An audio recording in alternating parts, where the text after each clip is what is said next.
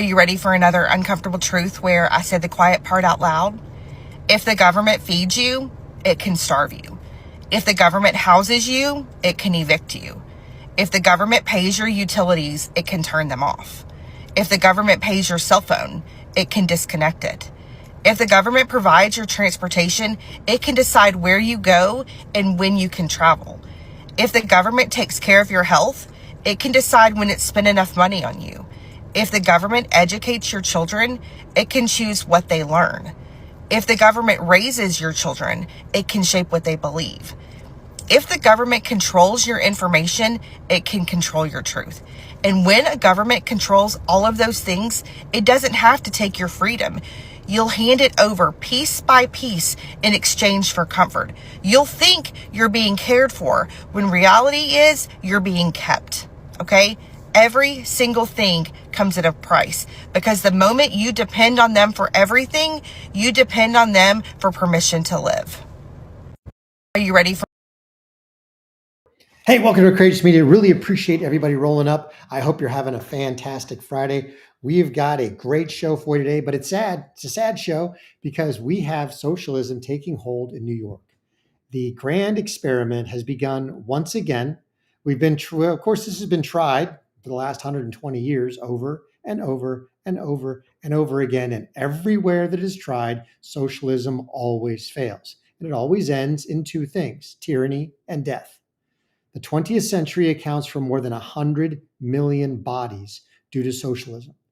But we are here. Now we're going to try it again. We're going to try it in New York City because we have a bunch of indoctrinated, foolish young people and ridiculous Democrats who want essentially to destroy the country, who have voted in Zoran Mandami, avowed communist, avowed Islamist. We are going to see what happens in New York. It's not going to end well.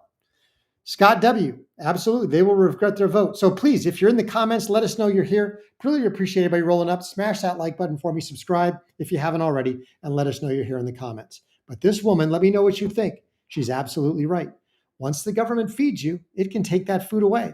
Ask everybody who is on SNAP benefits right now who is not getting their check or their little EBT card transfer. Ask everybody who depended on the government to feed their families.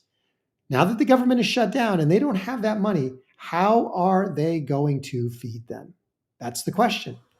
And they are realizing right now that once somebody else provides something to you, they can take it away. Even in terms of a job, when you are dependent on somebody else for a job, that job can go away. You can get fired. Now, in a free market economy, if you've got the skills, you can go get a different job. However, when you are dependent for anything, it can be taken away, and that's something you have to realize. And this is something that this woman is trying to drill into the hearts of young people, that everything you hand over to the government is something that the government can take away or the government can attach strings to. Realize that in communist Russia, in the Soviet Union, you could get a job as long as you were part of the Communist Party. So, okay, well, go join the Communist Party. All right, no problem. Well, in order to join the Communist Party, there are things you had to do, like renounce all religion. And there are a lot of people unwilling to do that. Well, in a government-controlled world where they control your food, your shelter, your health care, they can make you do anything, like take an experimental jab that's never been proven before. They can make you become part of their little science projects over and over again. The Bible says that who you present yourselves slaves to obey, you are that one's slave to obey, whether of sin leading to death or of righteousness leading to life. But when you hand over that power to somebody else, in this case, the government, you become that one's slave. These people are slaves to the government. Whether they call it that or not, that's exactly what they are, because as soon as the government can take that stuff away, it no longer belongs to you, and you become the slave of the person who provides it. Now, they don't want to stop just there. Realize that it's not just about New York City. It's not about free buses, and it's not about free subways, and it's not about some government-controlled grocery stores where they're going to have lower prices but no selection. And you realize where all this is going to go economically. That's not where they want to stop. They want this all over the United States. Why? Because they want an entire country of slaves. They've been trying this now for decades in regards to healthcare. They're halfway there with the utter disgrace that is Obamacare. But realize where this all started. This all started with Hillary Clinton and her quest for single payer healthcare in Clinton's first term. And that went resoundingly bad.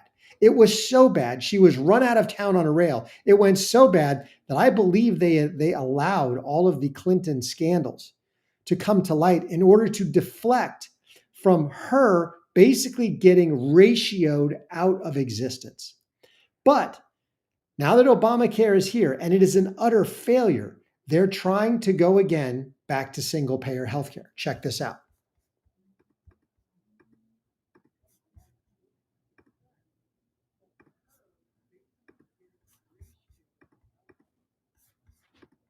Today, Pramila, Debbie, and I are introducing Medicare for All single-payer legislation. Our legislation would provide comprehensive care to all Americans, rich, poor, young, or old, with zero out-of-pocket expense.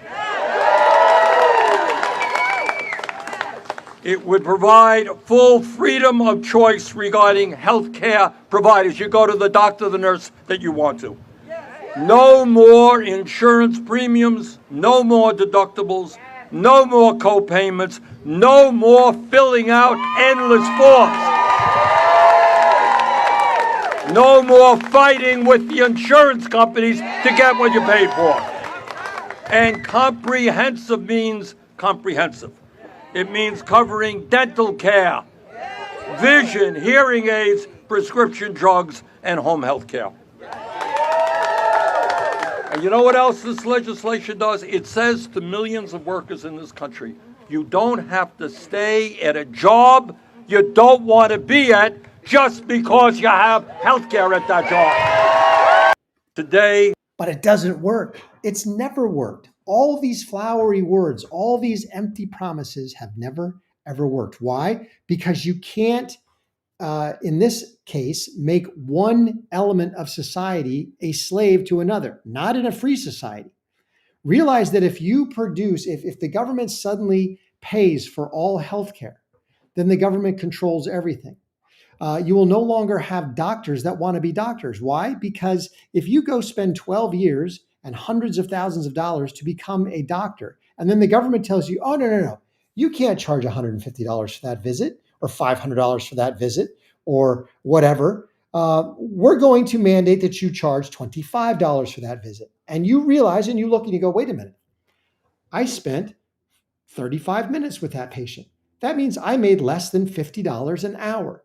No one is going to sign up for 12 years of school, hundreds of thousands of dollars in debt, all of the risk, all of the malpractice insurance so that you can get paid $25, $50, $75, $100 an hour. It's not going to happen. You are going to end up with doctor shortages. You are going to end up with rationed care. You are going to end up, once again, spending other people's money for something you don't control, which means that price is going to skyrocket. The government will bear the cost, but the quality will absolutely go down the tubes because you won't have any providers who want to do it. This is a failure from the get-go, but they don't care. They don't care that it's a failure because they want it to fail. They've been trying to crash the healthcare system for a long time so they could get to single payer, so they could get back to what the First Lady talked about. Once you hand over your healthcare to them, whether it's voluntary, like some of them want to do, or whether it's forced because you have no choice, they own you. They can make you do whatever they want if you want to live. That's where they want to get to. This was talked about ad nauseum. That's why you have death panels in the UK. That's why Canada is pushing euthanasia over and over and over again, because they don't want to take care of elderly people that are high cost claimants, and they don't have the money and they don't have the providers to do it. This is what they want. They, meaning the Democrats, the globalist cabal of corruptocrats, want socialism everywhere. They don't just want it in New York City, they want it everywhere. They want it via the healthcare system. They want to have everybody dependent on the federal government. And what does that lead us to? Well, it leads us to an unsustainable system. Now, we've got the useful idiots who are all for it. Check this out from this woman. I believe she's on the campus of NYU in New York. And, the old adage, you can't fix stupid. You can't fix indoctrinated either. Well, you can. You can fix indoctrinated because you can unindoctrinate people. You can teach them facts. But if they are so dumb that they can't hear the facts, I don't know what you're going to do.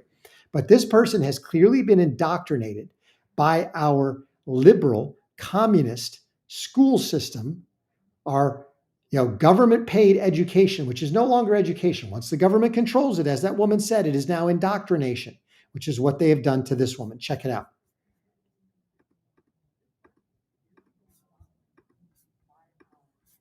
To pay for it? How are we going to pay for it? With tax money, with tax dollars. Okay, where the tax dollars come from? Tax dollars are coming from all of the billionaires and wealthy people. Well, they already pay. The top 1% already pays 50% of all taxes. Yeah. Can you? IRS data reflects that the top 1% already pays 50% of all taxes. But I ask you, so if you tax the rich to oblivion, what happens when the rich leave the city? Who's to tax then? They won't leave the city.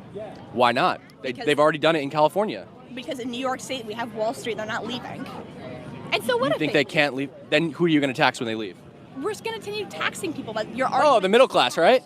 Yes, actually, the middle class. Oh, okay, so you explained it. So we're going to tax the shit out of the middle class when the rich people leave after you tax the shit out of them. I think we should tax the shit out of everybody, yes. I think the middle class should be taxed 50% like it does in Sweden. Oh my gosh, the absolute delusion and cognitive disassociation of these people, the complete lunacy. Okay, so we're going to tax the billionaires. Oh, well, the billionaires are going to leave. The millionaires and billionaires who are upwardly mobile, who can take their money and they can walk away, they will walk away from New York. They will leave. Just like those with means left every other communist socialist experiment the world over. They get out. They go away. And her idea that they're not going to leave. You can't move Wall Street. Wall Street's already moved, honey. For those of you who don't realize that there are more financial service jobs in Texas than there are in New York. Why? Because Wall Street is computerized now. You don't need the actual physical New York Stock Exchange. It's more of a show than anything. Everything is computerized. All your trades are handled by brokerages that are computerized the world over. You don't need the actual stock exchange with people running around with paper tickets. Most of your financial services firms, Schwab, Chase, all of them have relocated to Texas already. They're already leaving New York. And so when they leave, when the mega corporations and the billionaires leave, then the millionaires leave, and then she says, well, tax the middle class. Okay, fine, you're going to tax the middle class. And those of the middle class that can leave, that have some sort of mobile job, are out. The only people who will be left in New York are those who cannot leave. The low income, the poor, the lower middle class, the school teachers, the fire department workers, the people who are tied to that city. And what are you going to do? Tax them into oblivion? There aren't enough of them and they don't make enough money. It will ultimately fail. It'll crash in on itself, but they don't care because the goal is not free stuff. The goal is and always has been control. That's why they keep trying to shove down people's throat a system that ultimately fails because it's all about control. Winsome Sears understood this. She was on with Laura Trump, I believe. So check this out, because she understands it. She came from a formerly socialist communist society. Check it out.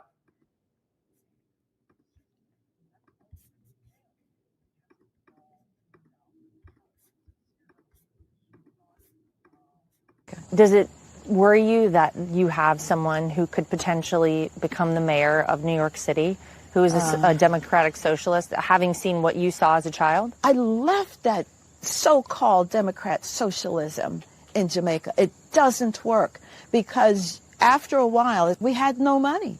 We had no jobs created. I saw economic policies where you went to the grocery store and you were limited in how many of a thing you could buy. But that's amazing to me that we are now playing with someone in New York who has self-declared that he's a socialist and everything's going to be free.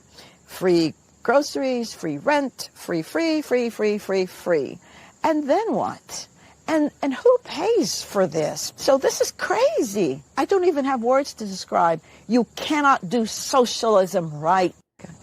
You cannot, because it's a failed system. It doesn't work. Somebody always has to pay. There is nothing free. We have taught an entire 3 generations of kids in our idiotic government-run schools, our indoctrination camps, that none of the truths of the world. Somebody has to pay. If you provide something for nothing, it may be free to the person who gets it, but somebody always pays. And if the government pays, that means the taxpayers are paying. Somebody always pays. And typically when the government pays, and hence taxpayers are paying, it becomes more expensive because it is the government spending somebody else's money for some product that they're not going to use or want. So the price goes up, the quality goes down. It's utterly indefensible. She's 100% correct. When somebody has to pay, somebody always has to pay, which means you cannot just give away free stuff. Eventually, socialism crumbles because you run out of money to confiscate, to pay for all your free stuff. The billionaires leave, the millionaires leave, the corporations leave, then incentive leaves, because why would you start a business? You can't run it, you can't own it, you can't make the government comes in and controls it, so there's no incentive. So the jobs disappear. Eventually, you end up with every single job is a government job. Every single job is a party loyalty apparatchik.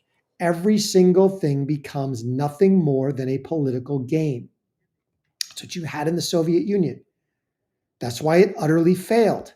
And eventually this will fail. The question is, will we be able to limit the damage to New York and do it fast enough where people realize this is a failure so that we can cut out this cancer before it metastasizes to the rest of the body?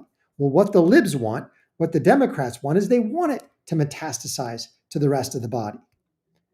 They want this everywhere. They want government control of everything. They're going to start with the most important things: food, healthcare, other things. Check out this gentleman because he absolutely gets it. Absolutely great stuff here. While we do this, please smash that like button for me, subscribe, turn on the notifications. Really appreciate everybody rolling up. We got to see if we can save our country because we got other problems now. Check this out. You can get a plumber to your house in the middle of the night within an hour. But if you go to the ER, you could wait 6 hours. Why? The federal government never tried to make plumbing affordable and accessible. You can buy an 85-inch television for $1,000, but a dialysis machine costs $30,000. Why? The federal government never tried to make televisions affordable and accessible. You can get LASIK surgery done for $1,500 because it's not covered by Medicare or Medicaid, because it's elective. But if you get a major surgery, it could cost you $100,000. Why? The federal government never tried to make LASIK affordable and accessible. Socialism is killing every industry it touches. Exactly. They don't care about making things affordable and accessible. They care about control. Anybody who knows history knows that anytime you introduce socialism / communism, all industry dries up. It becomes a government-run institution. And that government-run institution is brutally expensive, utterly inefficient, drives no quality. You will have grocery stores with one type of everything, and they'll even have short shelves. They won't have enough meat. They won't have enough dairy. They won't be able to produce enough to feed themselves, no matter how much farmland you have. The Soviet Union was proof of that. They had Ukraine under their umbrella as the Soviet Union, the breadbasket of Europe, and the Soviet Union couldn't feed itself. They can't do it. Socialism never works, but they don't care about making things, accessible and affordable. They care about using that as a lie, as a euphemism to get in and get control. Because once the government controls all that stuff, you are their slave. The first video that we played at the very beginning, anything you give away to the government, if they feed you, they can starve you. If they are your health care, they can withhold it and kill you.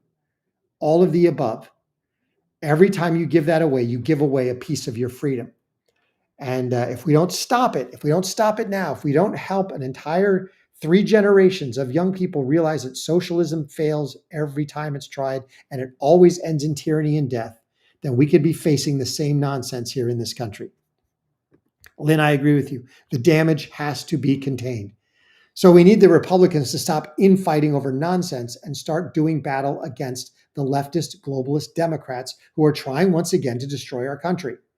Hey, I really appreciate everybody rolling up. I got one more story for you because this dovetails with the shutdown fight, because this is what the Democrats are doing. So let's dive right into that. I want to play this clip from Rick Scott because it shows the true heart of the Democrats in all this. Before I do that, please smash that like button, subscribe, turn on the notifications. I really appreciate everybody rolling up. Please, if you like this content, share Courageous Media with everybody that you know. And also check us out. We are part of a panel discussion on A Righteous Perspective with Wise, ARP. Check that out on his YouTube channel as well. Would love to meet you up there. Here we go.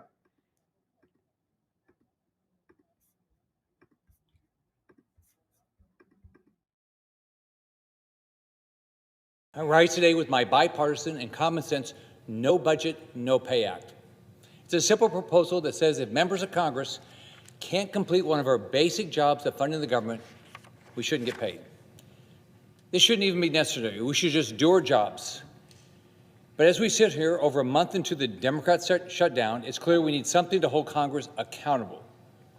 Every year we're tasked with putting together a budget with the expectation that it is on time and fits the needs of the American people. The American people elected us to come together. Look at what we're collecting in revenues and put together and pass 12 appropriation bills that use those dollars effectively. I was governor of Florida. Every year we pass a budget and we balance the budget, and we did it on time. The last time Congress passed all 12 appropriation bills on time was, what's your guess? 3 decades ago. All right, welcome back to Courageous Media. So you've got Rick Scott basically saying, hey, I propose legislation that Congress doesn't get paid if the government is shut down. And of course, who voted against it? The Democrats. Because the Democrats don't care about you. They don't care about the country. They want to make sure they get paid while they run the country into the ground. That's what this shutdown is about. The shutdown is about creating chaos, and it's about creating the situations, the circumstances whereby they can try to ram through their goals of destroying the country, of destroying America. This has been started. This has been in the works for a while, but Trump is standing in the way of them doing some of the things that they want. Basically remaking the entire electorate with illegal aliens and crashing all aspects of the economy that they can get their fingers on. And their fingers are halfway on the healthcare system. Not all the way, but halfway. Obamacare has utterly crippled our healthcare system, which was the envy of the world. Now it is bloatedly inefficient. It is utterly expensive, and you don't get the care that you used to. Lynn Sanger, absolutely. Your surgery cost over $750,000. You could never have that in a communist socialist society. But guess what? If we didn't have the likes of Obamacare, if we didn't have half socialized medicine, it wouldn't have cost that much. It would be much less than that. The video clip we played earlier, where the gentleman's talking about the fact you can get LASIK for $1,500. Why? Because LASIK is never part of any healthcare plan. It's not paid for by a third party. It is 100% market driven. It is elective, which is why you can have things like fertility treatments and stuff like that. Even though they are expensive, they are way less expensive than they will be if they're ever covered by all healthcare plans. This is how it goes. The Democrats, the globalists, are trying to destroy America. This is their goal. They want to do so through quote unquote free healthcare, socialized medicine, which just ends up costing everybody a boatload of money. And by giving all of that away to illegal aliens to incentivize them coming here. I've got 2 clips I want to play for you. I want to play one from, he was prescient when he was alive. He is no longer with us, but the great Rush Limbaugh. Check this out.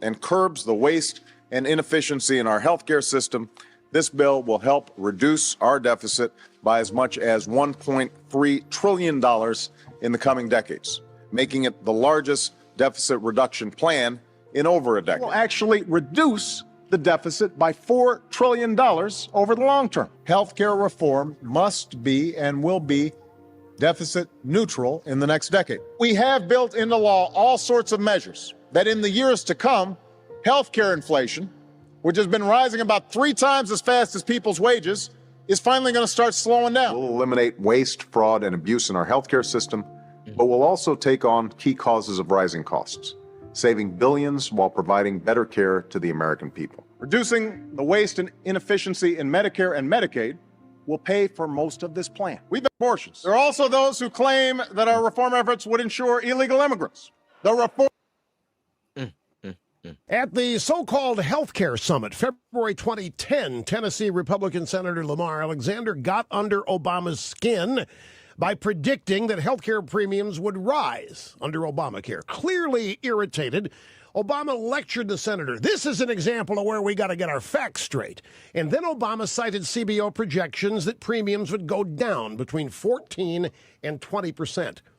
It wasn't just Lamar Alexander. During the entire campaign to ram Obamacare down our throats, Obama and his party's leaders accused any critic of lying about what was in the plan and its impact. Well, the Kaiser Family Foundation just produced a new study showing that the average annual premium for employer-based plans costs over $15,000 a year. It's a 9% increase in just 1 year. How much of this is related to the passage of Obamacare? Well, let me quote the New York Times. In addition to increases caused by insurers getting ahead of potential costs, some of the law's provisions that are already in effect, like coverage for adult children up to 26 years of age and prevention services like mammogram screening, have contributed to higher expenses for some employers. Nothing Obama, Harry Reid, Nancy Pelosi, or the CBO said back then is supposed to matter now. Nobody's supposed to even remember the blatant lies they told to get Obamacare passed. The problem is I have a great memory, and I am going to make sure a whole lot of you also have a great memory, too. Absolutely. I love Rush Limbaugh. I'm so glad. I'm so sad that he is gone. I'm so glad that he was here, that he was able to educate an entire generation of Americans. But he's 100% correct. This all boils down to the fact that they don't care. They want control. That's their whole goal. They want to crash the system to eventually get us. The goal was for the prices to go up. The goal was for it to be unsustainable under Obamacare so that people would then clamor for single-payer healthcare. Remember that Hillary proposed that, and she was getting ratioed out of existence. So they backed off from that.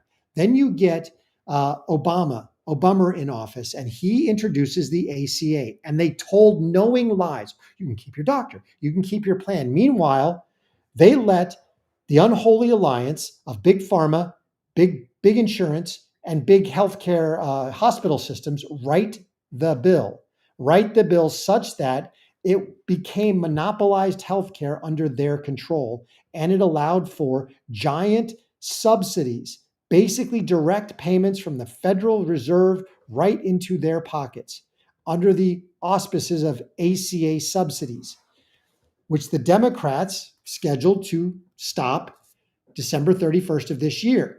And they basically scheduled them to stop every single presidential cycle so that if they ever lost an election, they could then theoretically end these subsidies. Or if the subsidies ever ended, if a Republican ever ended them, they'd be like, oh, look, they caused your health care to go up because premiums will go up. Why? Because these $800 billion in payments to their donors, those insurance companies slightly reduce premiums a little bit because they're getting $800 billion directly from the government. They reduce the premiums. People think, it's not as bad as it could be, but it's worse. But when those subsidies are gone, the premiums will skyrocket. They want to crash the system to get back to single-payer healthcare. Single-payer healthcare that they can use to cover illegal aliens, everybody else, and control you. Check this out. Elon Musk is right on top of this. He understands what's going on.